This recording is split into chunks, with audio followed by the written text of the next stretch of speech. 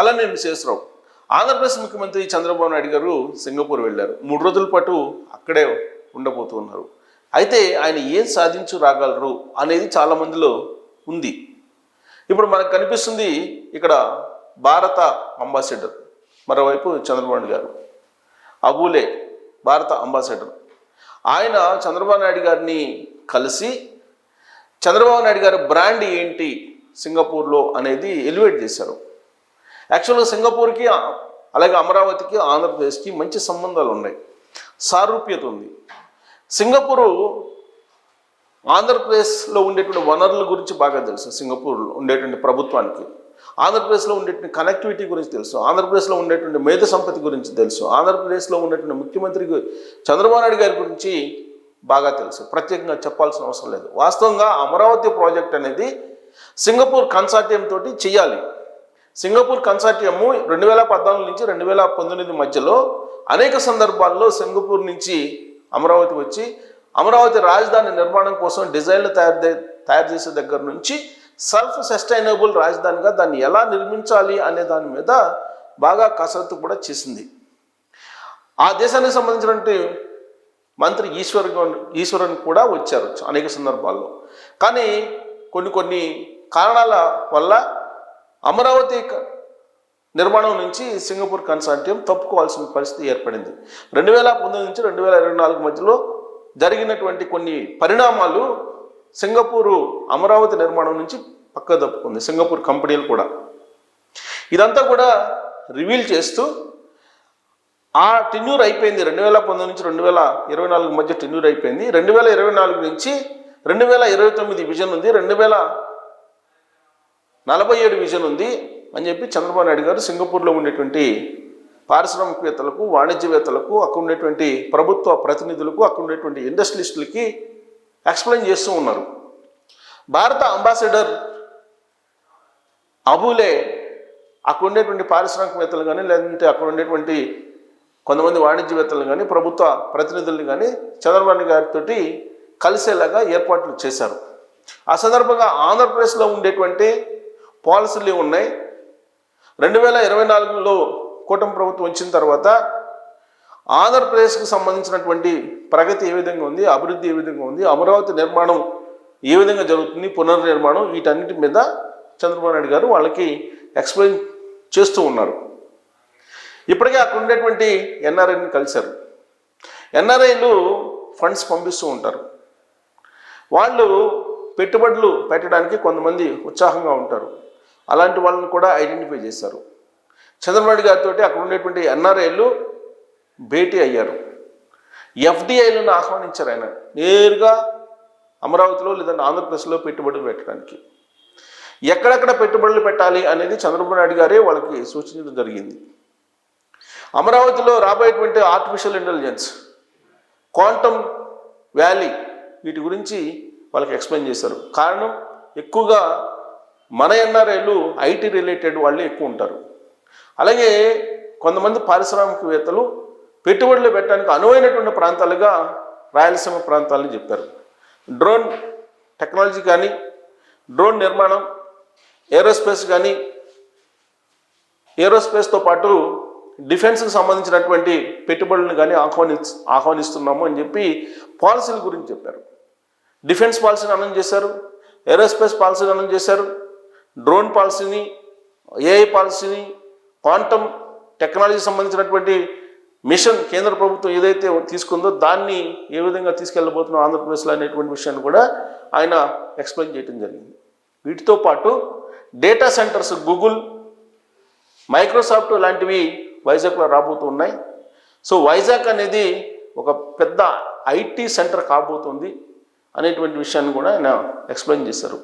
TCS అలాగే IBM లాంటి కంపెనీలు క్వాంటమ్ టెక్నాలజీని అమరావతిలో రాబోతున్నాయి. 2026 నుంచి క్వాంటమ్ వ్యాలీకి సంబంధించిన పనులు ప్రారంభం కాబోతున్నాయి. దాంట్లో మీరు భాగస్వాములు కండి అని చెప్పి ఆహ్వానించడం జరిగింది సింగపూర్లో ఉండేటువంటి ఐటీ నిపుణులని, అలాగే ఐటీ దిగ్గజాలని. ఎందుకు సింగపూర్ వెళ్ళాలి? దావోస్ వెళ్ళారు కదా, దావోస్లో ఆల్రెడీ పారిశ్రామికవేత్తల సమావేశంలో పాల్గొన్నారు కదా, అక్కడి నుంచి ఎలాంటి పెట్టుబడులు తీసుకొచ్చారు, మళ్ళీ ఇప్పుడు ఎందుకు సింగపూర్ వెళ్ళాల్సి వస్తుంది అని చెప్పి సహజంగా వచ్చేటువంటి ప్రశ్న. సింగపూర్ అనేది ప్రపంచంలో ఉండేటువంటి అన్ని కంపెనీలకు ఒక కేంద్రం. అది దాదాపుగా అన్ని కంపెనీలు అక్కడ ఉంటాయి సింగపూర్లో. బహుశా అమెరికాలో లేనటువంటి కంపెనీలు కూడా సింగపూర్లో ఉంటాయనేది పారిశ్రామికవేత్తలు కొంతమంది నిపుణులు చెప్పేటువంటి మాట. అంటే ప్రపంచానికే ఒక హబ్ అది సింగపూర్ అనేది. బహుశా సింగపూర్లో లేనటువంటి కంపెనీయే ఉండదు అని చెప్పి చెప్తూ ఉంటారు. అందుకే చంద్రబాబు నాయుడు గారు సింగపూర్ వెళ్ళారు. సింగపూర్లో ఉండేటువంటి పారిశ్రామికవేత్తలను ఆకర్షించేటువంటి ప్రయత్నం చేస్తూ ఉన్నారు. అటు కేంద్రంలో కానీ రాష్ట్రంలో కానీ ఒకే ప్రభుత్వం ఉంది, డబుల్ ఇంజిన్ సర్కారు ఉంది. అన్ని రకాల అనుమతులు కానీ అన్ని రకాల రాయితీలు కానీ లభిస్తాయి. కాబట్టి మీరు పెట్టుబడులు పెట్టండి, బ్లాంక్ చెక్ ఇస్తానని చెప్పి చంద్రబాబు నాయుడు గారు వాళ్ళకి చెప్తూ ఆకర్షించేటువంటి ప్రయత్నం చేస్తూ ఉన్నారు. ఈ 3 days సింగపూర్లో ఉండే పారిశ్రామికవేత్తలందరినీ కూడా ఆయన ఆల్మోస్ట్ దిగ్గజాలని కలవబోతున్నారు. తయారీ రంగంలో కానీ లేదా ఐటీ రంగంలో కానీ టాప్ మోస్ట్ పీపుల్ తోటి ఆయన భేటీ అవుతున్నారు. టెక్నాలజీలో ముందుంది సింగపూర్, అలాగే రవాణా వ్యవస్థలో కూడా ముందుంది, అనేక రకాలుగా ముందుంది. ప్రత్యేకించి నిర్మాణ రంగంలో ముందుంది. నిర్మాణ రంగానికి సంబంధించి ఒప్పందం కూడా కుదిరిందని చెప్పి తాజాగా తెలుస్తుంది. చంద్రబాబు నాయుడు గారు అక్కడ ఉండేటువంటి ప్రముఖ కంపెనీ, ఆ కంపెనీతోటి ఒప్పందం కుదుర్చుకున్నారు, సంప్రదింపులు జరుపుతున్నారు. గృహ నిర్మాణానికి సంబంధించి మెయిన్గా ఫ్యాబ్రికేటెడ్ ఇప్పుడు వస్తున్నవన్నీ కూడా అవన్నీ వినూత్నమైన టెక్నాలజీ తోటి ఇళ్లను నిర్మిస్తున్నటువంటి కంపెనీలు చాలా ఉన్నాయి. ఇప్పుడు మనం మెట్రో చూస్తున్నాం, అలాగే కొన్ని అపార్ట్మెంట్స్ చూస్తున్నాం. ఇవన్నీ కూడా ఎక్కడో తయారు చేసి తీసుకొచ్చి ఫిట్ చేస్తూ ఉంటారు. మనం మెట్రోని తీసుకుంటే పిల్లర్ టు పిల్లరు మధ్యలో ఉండే బీమ్స్ని వేరే ప్రాంతంలో తయారు చేసి తీసుకొచ్చి ఫిట్ చేస్తూ ఉంటారు. అలాంటి ఫ్యాబ్రికేటెడ్ దాంట్లో హయ్యెస్ట్ సాంకేతికతను ఉపయోగించేటువంటి కంపెనీలను ఐడెంటిఫై చేసి అలాంటి వాటితో కూడా సంప్రదింపులు జరుపుతున్నారు. ఎందుకంటే గృహ నిర్మాణాన్ని అత్యంత తక్కువగా నాణ్యతతో కూడిన విధంగా అందించాలనేటువంటి ఉద్దేశంతో ఆ కంపెనీతో కూడా ఒప్పందం కుదుర్చుకున్నారు అని చెప్పి కూడా తెలుస్తుంది.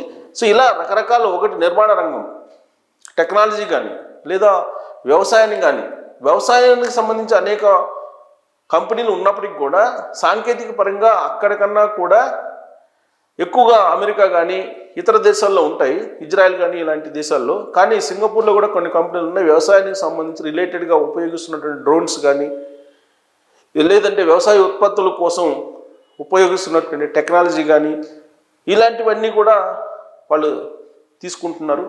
సో ఆయన సింగపూర్ వెళ్ళి ఏం తీసుకొస్తారు అనడానికి దావోస్ కంటే మిన్నగా సింగపూర్ నుంచి తీసుకొచ్చేటువంటి అవకాశం ఉంది.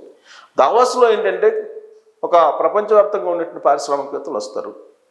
గ్లోబల్గా ఉండేటువంటి వాళ్ళు సింగపూర్లో ఆల్రెడీ ఉంటారు ఎగ్జిస్టింగ్. కాబట్టి అక్కడి నుంచి పెట్టుబడులు రావడానికి అవకాశం ఉంది. కేవలం కారణం ఏంటంటే సింగపూర్కి ఆంధ్రప్రదేశ్కి మధ్య సత్సంబంధాలు ఉన్నాయి, చిరకాలంగా ఉన్నాయి. భారతదేశానికి రష్యాకి ఏ విధంగా అంటే చిరకాలమైనటువంటి మిత్రుల్లో అదే తరహాలో ఆంధ్రప్రదేశ్ సింగపూరు ఆ విధంగా కలిసి ఉంటాయి. ప్రత్యేకించి ఆంధ్రప్రదేశ్ నుంచి ఎక్కువ మంది సింగపూర్ వెళ్ళి స్థిరపడినటువంటి వాళ్ళు కూడా ఉన్నారు.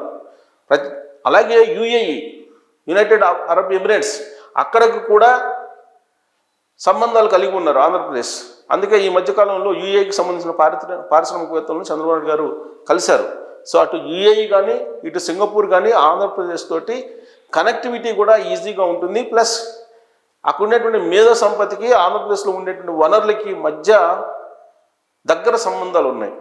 ఆంధ్రప్రదేశ్లో ఉండేటువంటి ఓడరేవులు కానీ అలాగే ఎయిర్పోర్ట్లు కానీ అలాగే రైల్వేస్ కానీ బస్సుకు సంబంధించిన కనెక్టివిటీ కానీ వీటన్నిటిని కూడా అబ్జర్వ్ చేస్తూ ఉన్నారు. సింగపూరు సంబంధించి ఎక్కువగా ఎయిర్లైన్స్ మీద కాన్సన్ట్రేషన్ చేస్తూ ఉంటుంది. సో డైరెక్ట్గా సింగపూర్కి ఫ్లైట్ ఉండేది ఇంతకుముందు గన్నవరం నుంచి చంద్రబాబు నాయుడు గారు 2014 నుంచి 2019 మధ్యలో. ఆ తర్వాత వచ్చినటువంటి ప్రభుత్వం ఆ ఫ్లైట్ని క్యాన్సిల్ చేసింది, రద్దు చేసింది. అంటే ఆ ఎయిర్వేసే రద్దు చేసుకుంది, కారణం ఫ్రీక్వెన్సీ లేకపోవటం. కానీ ఇప్పుడు మళ్ళా సింగపూర్కి డైరెక్ట్గా ఆంధ్రప్రదేశ్ తోటి కనెక్ట్ చేసేందుకు ప్రత్యేకమైన ఫ్లైట్ ఏర్పాటు చేసిన ప్రయత్నం కూడా చేస్తూ ఉన్నారు.